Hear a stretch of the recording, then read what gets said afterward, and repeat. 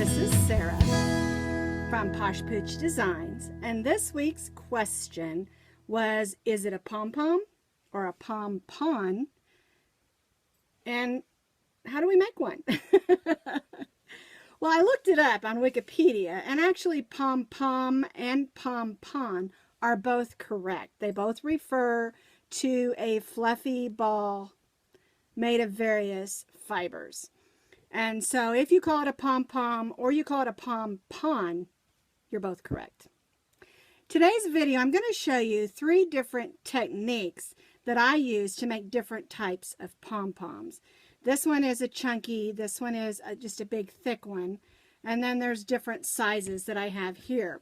And I'm going to show you 3 different techniques that I use because not the same style of pom-pom works for the same style of project. So the first thing I'm going to show you, let's pull this back, is how to make this great big fluffy pom-pom.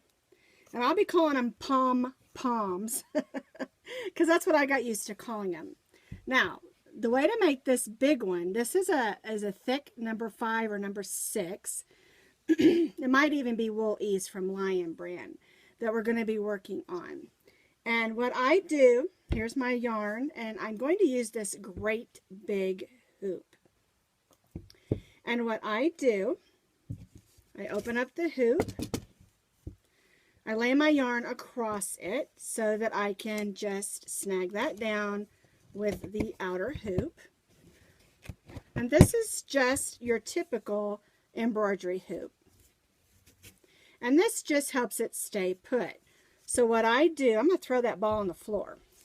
So what I do is I just wrap my yarn around over and over and over again until I get it as thick as I want it. So once I've wrapped it around as thick as I want it, I go ahead and I cut that string. Then I cut another piece of string, about 12 inches long. This one I just sort of tuck under so it doesn't come undone. And then I take this, there we go, and I wrap it around the center and tie it into a knot.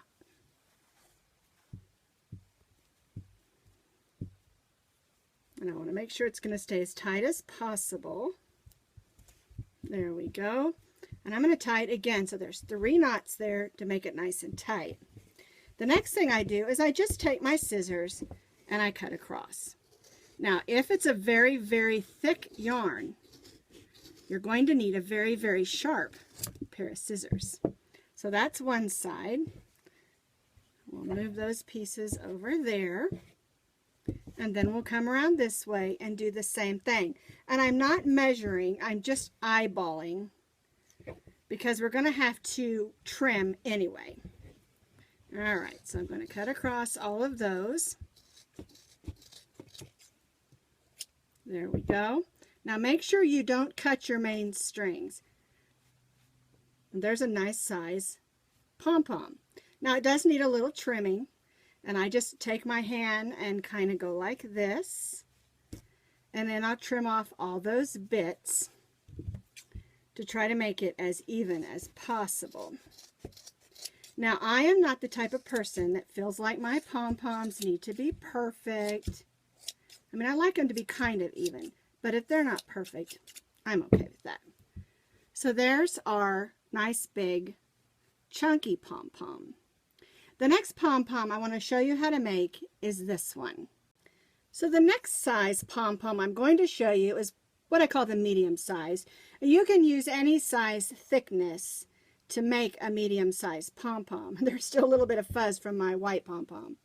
But what I use is 2 toilet paper rolls.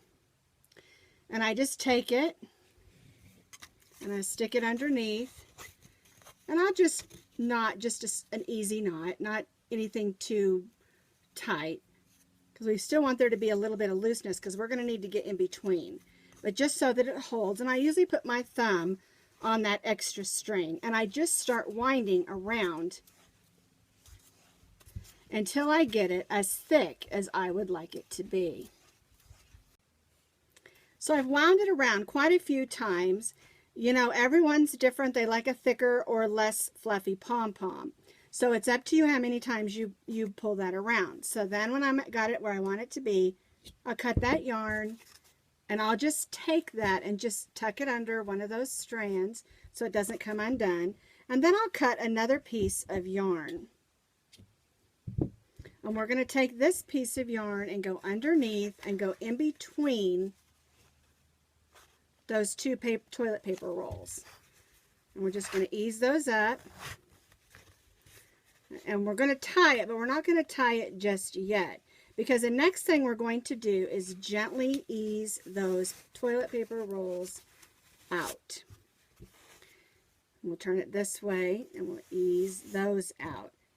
Okay, and then we've got our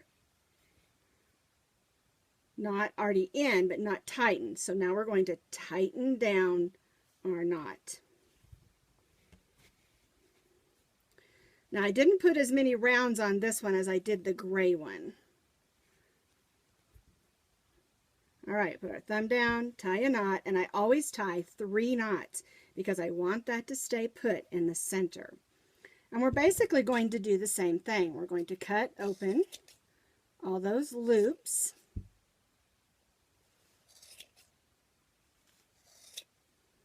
Give it a good shake, and then I always take my hand and pull it down like this, and then cut straight. And of course it's a little easier with the worsted weight yarn. And then I hold it like this and let it open. Now you can see this one's not near as big as this one or as thick, so I didn't do as many rounds. It's up to you how many times around that you want to do it. Now this makes a pretty nice, pretty even pom-pom that you don't have to trim a whole lot. And I really like using the toilet paper rolls because it makes it nice and even on each side. So that's the second way. The last way I'm going to show you is just merely using your fingers to wrap around, and that makes a great teeny tiny pom-pom. So the last way I'm going to show you of my favorite ways to do pom-poms is using your fingers. And I like to use this method for when I'm making something small, like say a dog hat, or just a small ornament, or just something tiny that I need a smaller pom-pom for.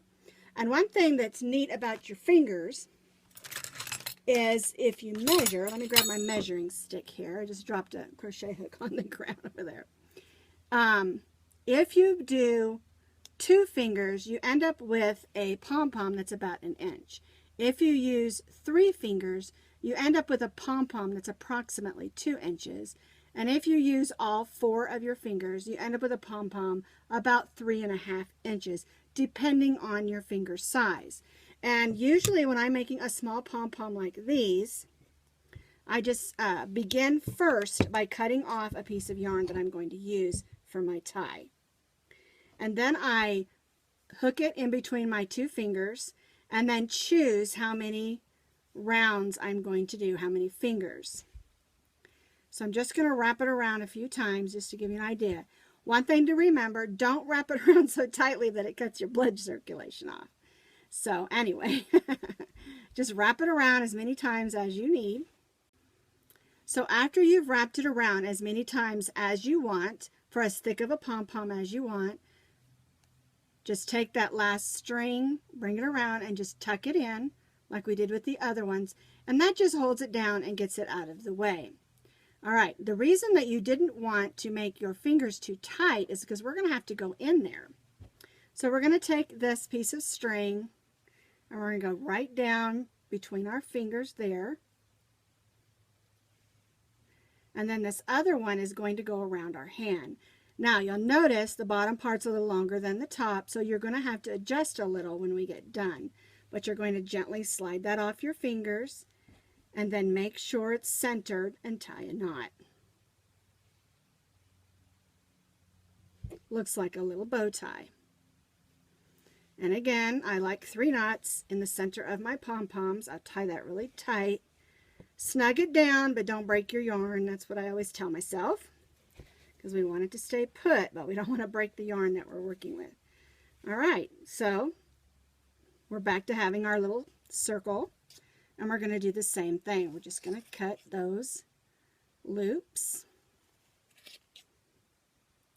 And remember, the more times you wrap, the bigger but the thicker your pom-pom will be.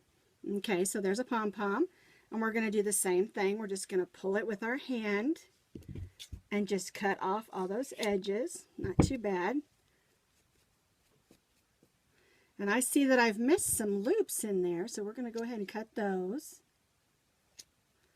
And you can cut this closer or farther apart. It's totally up to you.